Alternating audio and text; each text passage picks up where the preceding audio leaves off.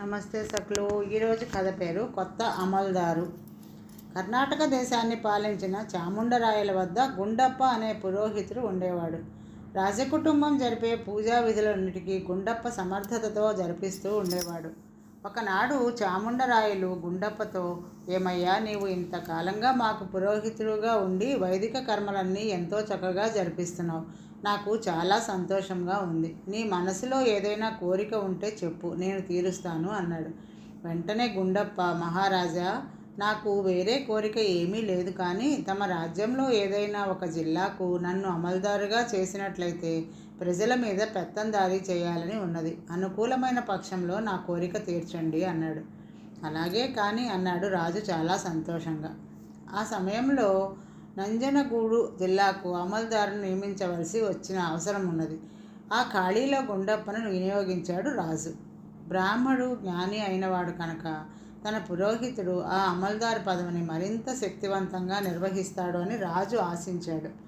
అయినా గుండప్ప రాజకుటుంబానికి పౌరోహిత్యం చేశాడే కానీ అధికారంతో కూడిన ప్రభుత్వోద్యోగం చేసినవాడు కాడు. అందుచేత ఆయనకు రాజు కొన్ని సూచనలు చేశాడు. అవి ఏమిటంటే, అమల్దారు అయినవాడు ఎప్పుడూ ముఖం మార్చుకుని ఉండాలి అనగా నవ్వుతూ ఉల్లాసంగా ప్రజలకు కనపడరాదు అని అర్థం.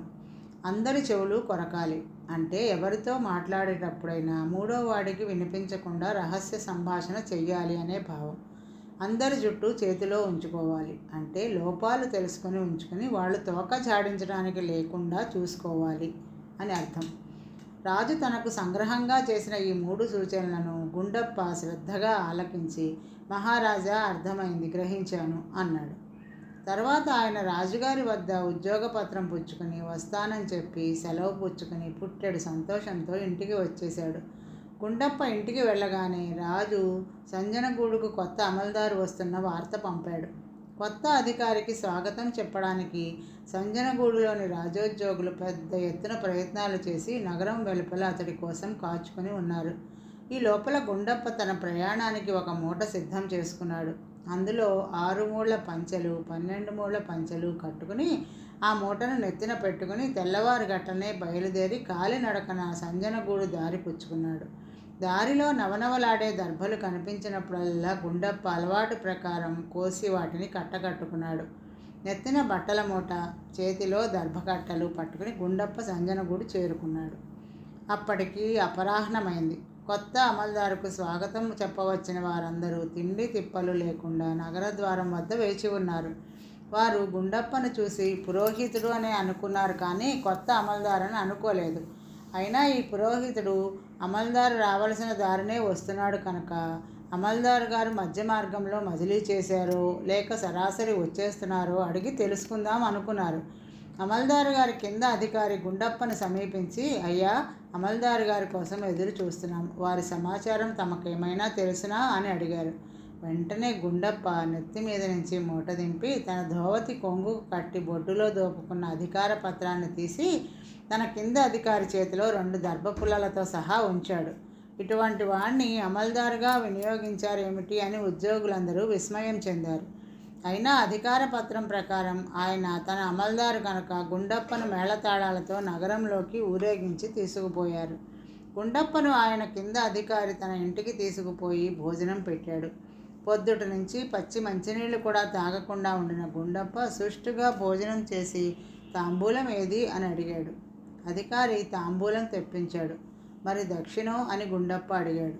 గుండప్ప పురోహితుడని దక్షిణ తాంబూలాలు అడిగి పుచ్చుకోవడం ఆయన ఆచారమని అధికారికి తెలియదు. కొత్త అమల్దారు తనను అప్పుడే లంచం అడుగుతున్నాడని ఊహించుకుని ఒక సంచిలో 500 మొహరీలు పోసి తెచ్చి గుండప్పకు ఇచ్చుకున్నాడు.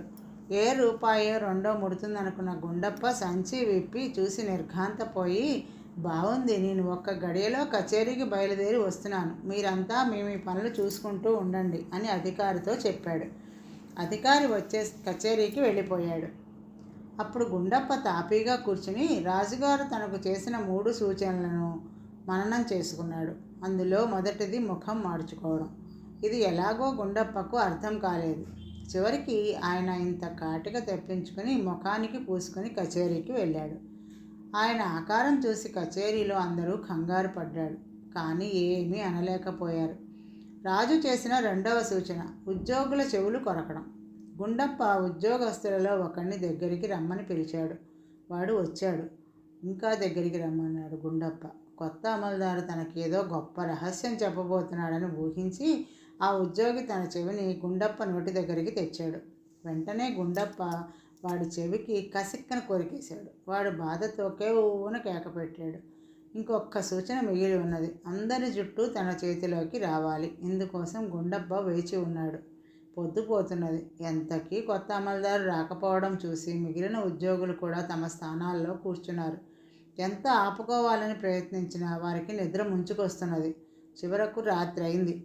కచేరీలోని ఉద్యోగులు ఎవరి స్థానాల్లో వారు నిద్రపోయారు.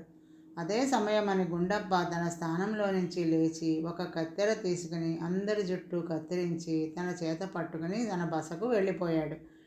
తాను రాజుగారి సూచనలను తూచా తప్పకుండా పాటించిన సంగతి రాజుగారికి విన్నవించి ఆయన మెప్పు పొందుదామని గుండప్ప మర్నాడు తెల్లవారుజామునే బయలుదేరి వెళ్ళాడు. గుండప్ప చెప్పినదంతా విని రాజుగారు తన చెవులను తానే నమ్మలేకపోయాడు.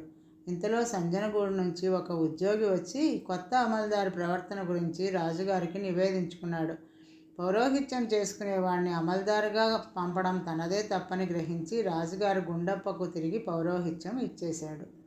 మరొక కథ. పాపాలకి మూలం.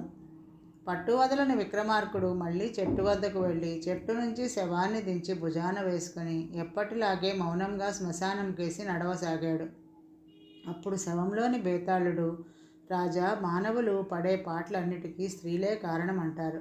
కానీ నీవు పడే శ్రమకు ఆడది కారణమైనట్లు నాకు తోచడం లేదు. అయినప్పటికీ ఆడవాళ్ల మూలంగా మగవాళ్ళు ఎలా పాపిష్టి వాళ్ళైపోయేది తెలియచేసే ఒక కథను నీకు చెబుతాను. శ్రమ తెలియకుండా ఉండగలందులకు దాన్ని విను అంటూ ఈ విధంగా చెప్పసాగాడు. ఒకప్పుడు మాండవ్య మహాముని తపస్సు చేసుకుంటూ ఉండగా రాజభటులు దొంగను వెతుకుతూ వచ్చి మాండవ్యుడే దొంగ అనుకుని ఆయనను తీసుకొని పోయి కొరత వేశారు. దేహం చాలించిన పిమ్మట మాండవ్యుడు యముడు వద్దకు వెళ్ళి ఆయనను నాకు ఈ కొరత బాధ ఎందుకు కలిగించావు అని అడిగాడు. నీవు చిన్నతనంలో తూనీగలను ముళ్లతో గుచ్చి బాధించావు, అందుచేత నీకు కొరత బాధ కలిగించాను అని యముడు జవాబిచ్చాడు. అజ్ఞానంతో చేసిన ఆ చిన్న తప్పుకి ఇంత శిక్ష విధిస్తావా? నీవు శూద్రుడవుగా మానవ జన్మ ఎత్తు అని మాండవ్యుడు యముడిని శపించాడు. ఆ శాపఫలం వల్ల అనుభవించటానికి యముడు విదురుడుగా జన్మించాడు. అతడు భూమిపైన ఉన్న 100 ఏళ్ల కాలము ఆర్యముడునే ఆదిత్యుడు యముడు పని నిర్వహిస్తూ వచ్చాడు. యముడు ప్రాణులకు ఇచ్చే శిక్షలను నిర్ణయించటంలో పొరపాటు చేసినందువల్ల మునిశాపానికి గురి అయినందువల్ల ఆర్యముడు యమలోకానికి వచ్చి నరక బాధలు అనుభవించే వారి పాపాలను గురించి పాప కారణాలను గురించి ఎంతో శ్రద్ధగా విచారిస్తూ వచ్చాడు. ఇలా చేసినందువల్ల ఆర్యముడికి ఒక వింత సంగతి తెలియవచ్చింది. నరక బాధలు అనుభవించటానికి వచ్చిన వారిలో 100కి 90 మంది పాపులు. తాము స్త్రీల మూలానే పాపకార్యాలు చేశాము అంటూ వచ్చారు. దాదాపు ప్రతి పాపి నోట ఇదే మాట ఉండడంతో ఆర్యముడికి ఇందులో కొంత నిజం ఉన్నదేమో అని అనిపించింది. యముడు 100 ఏళ్ల కాలంలో భూలోకంలో గడిపి విదుర జన్మ ముగించి తన పదవికి తిరిగి రాగానే ఆర్యముడు ఆయనతో తాము తెలుసుకున్న విషయం కాస్త చెప్పేశాడు. యముడు కూడా ఈ విషయం దీర్ఘంగా యోచించాడు. ఎక్కువ పాపాలకు స్త్రీలే కారణమైనట్లయితే పాపులను అంత కఠినంగా శిక్షించడం అధర్మం అవుతుంది. మగవాళ్ళు చేసే పాపాలకు కొంత శిక్ష స్త్రీలు కూడా పొందవలసి ఉంటుంది. యముడికి తన చిన్ననాటి విషయం జ్ఞాపకం వచ్చింది. ఆయన తల్లి సంజ్ఞాదేవి యముణ్ణి కన్న తర్వాత తన భర్త అయిన సూర్యుడి వద్ద తన ఛాయ నుంచి తాను పుట్టింటికి వెళ్ళిపోయింది. తర్వాత ఛాయ యముణ్ణి సవతి కొడుకులాగా చూస్తూ తన సొంత పిల్లను ఎక్కువగా చూసింది. ఇది సహించలేక యముడు ఆమెను తన్నాడు. యముడి కాలు విరిగి భూమిపై పడేలాగా ఛాయ శపించింది. ఆ తర్వాత యముడు తన తండ్రి అయిన సూర్యుడి అనుగ్రహంతో ఎలాగో ఆ శాపం నుంచి విముక్తుడు కావలసి వచ్చింది. ఇదంతా జ్ఞాపకం చేసుకుంటే యముడికి కూడా ఒకవేళ స్త్రీలే అనేక పాపాలకు మూల కారణమేమో అన్న సందేహం కలిగింది. అయినప్పటికీ తగిన విచారణ లేకుండా ఏ నిర్ణయానికి రాకూడదు. అందుచేత యముడు తన అనుచరులలో ఒకడైన చండు అనేవాడిని పిలిచి, నాయనా చండ, నువ్వు 10 ఏళ్ల పాటు మనిషిగా భూలోకంలో చెరించి పురుషులు చేసే పాపాలకు మూల కారణం స్త్రీలు అవునా కాదా స్పష్టంగా తెలుసుకుని రావాలి. మనుషులకు డబ్బు అవసరం, అందుచేత నీకు 1,00,000 బంగారు దీనారాలు ఇప్పిస్తాను. అక్కడ ఉండే కాలంలో నీకు దేవతాశక్తులేవి ఉండవు. మామూలు మనిషిలాగే బతుకు. తగిన కన్యను చూసి పెళ్ళాడు. సంసార జీవితం గడుపు. నీ పుణ్యపాపాలు చిట్టా వేయవద్దని చిత్రగుప్తుడితో చెప్తాను. తెలిసిందా అన్నాడు. మానవలోకంలో 10 సంవత్సరాలు ఉండడం అంటే చంద్రుడికి మనస్కరించలేదు. కానీ యముడు చేసే ధర్మ నిర్ణయం తనపైన ఆధారపడబోతున్నది అని గ్రహించి అతడు మానవుడు కావడానికి సంతోషంగా ఒప్పుకున్నాడు. యముడు చంద్రుడిని 30 ఏళ్ల అందగాడుగా తయారు చేసి 1,00,000 బంగారు దీనారాలు ఇచ్చి భూమిపైన నీ ఇష్టం వచ్చిన స్థలానికి వెళ్ళు అన్నాడు. చంద్రుడు చండసింహుడని పేరు పెట్టుకుని ఏకంగా ఇంద్రప్రస్థంలో దిగాడు. దేవలోకానికి పోటీగా యముడు నిర్మించిన ఆ మహానగరం ఆనాడు భరతవర్షానికి అంతటికీ మేటి పట్టణం. అక్కడ లేని వైభవం లేదు, నాగరికత లేదు. చండసింహుడు ఆ నగరంలో నివాసం ఏర్పాటు చేసుకుని తాను కాశ్మీర దేశపు వ్యాపారిని అని చెప్పుకుంటూ మహాసంపన్నుడిలాగా జీవితం గడపసాగాడు. నగరంలోని ఎందరో కులీనులు తమ కుమార్తెలను అతనికిచ్చి పెళ్లి చేయడానికి ప్రయత్నించారు. అతను సౌదామిని అనే కన్యను ఎంచి పెళ్ళాడాడు. ఎందుకంటే ఆమె చాలా అందగత్తె. వాళ్ళది చాలా చాలా చాలా గొప్ప వంశం. కానీ సౌదామిని తండ్రి ఏమాత్రమూ ఆస్తిపరుడు కాడు. ఆయనకు ఆయన కొడుకులకు కూతుర్లకు ఉన్న ఆస్తి యావత్తు వారి వంశగౌరవమే. సౌదామిని ఎంత అందమైనదో అంత అభిమానము వంశాభిమానము కలది. తండ్రి ఇంట ఎంత బీదగా బతికినప్పటికీ ఆమె మనసులో చిన్న ఆలోచనలు కలిగేవి కాదు. ఈ లక్షణాలన్నీ చూసి చండసింహుడు తన భార్యను ఎంతో ప్రేమగా చూస్తూ పువ్వులలో పెట్టి పూజించాడు. ఆమె ఏ కోరిక కోరినా మరుక్షణం దాన్ని తీర్చేవాడు. ఎందుచేతనంటే అతని వద్ద పుష్కలంగా డబ్బు ఉన్నది. పెళ్ళి అయి దారిద్ర్య బాధ ఏమిటో తెలియకుండా పోయాక సౌదామినిలో చిత్రమైన మార్పు కలిగింది. భర్త తనకు దాసుడైన కొద్దీ అతన్ని మరింత దాసుడిని చేసుకుంది.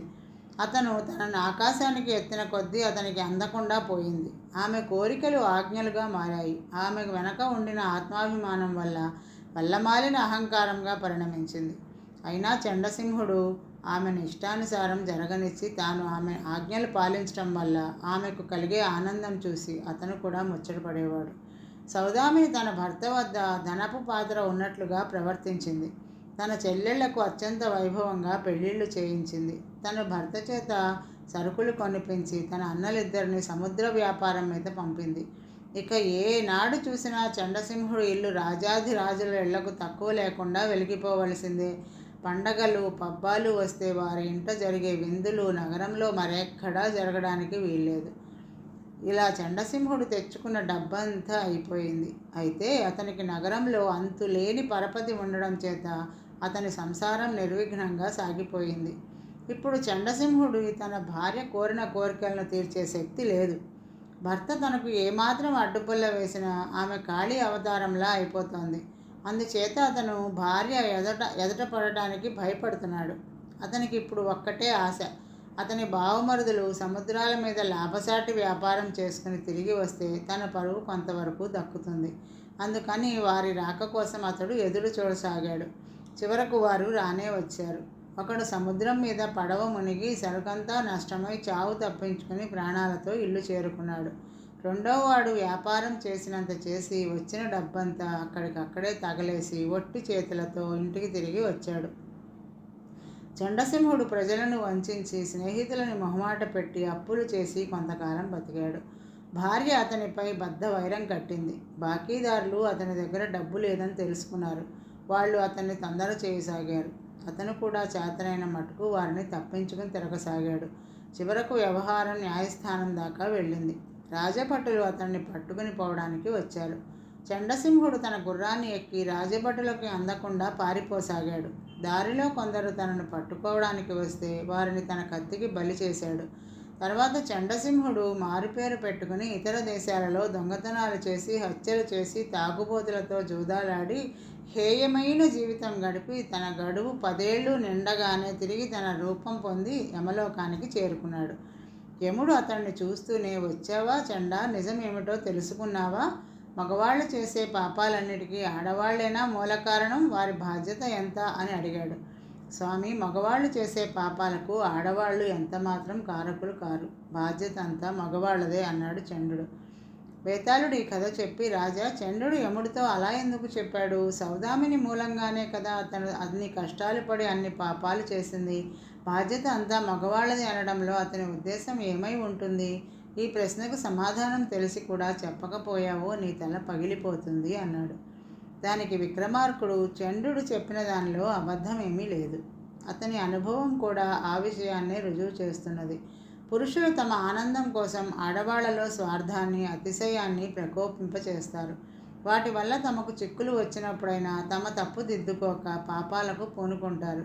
చండసింహుడు దారిద్ర్య బాధ అనుభవిస్తూ కూడా తన వద్ద డబ్బు లేదు అని భార్యకు చెప్పలేదు. సౌదామిని దారిద్ర్యం ఎరగనిది కాదు. డబ్బు దుర్వ్యయం చేయడంలో ఉండే ఆనందాన్ని చండసింహుడు తన తృప్తి కొరకు ఆమెకు నేర్పాడు. ఆమెను ఆకాశానికి ఎత్తి అహంకారం నేర్పాడు. ఆమెను యజమానురాలిలాగా చూసి ఆమె తన సేవకుడు వల్లే చూసేటట్లు చేసుకున్నాడు. దీనికి అంతకు నిజంగా బాధ్యుడు చండసింహుడే కానీ అతని భార్య ఎంతమాత్రమూ కాదు అన్నాడు. రాజుకు ఈ విధంగా మౌనభంగం కలగగానే బేతాళుడు శవంతో సహా మాయమై మళ్ళీ చెట్టెక్కాడు.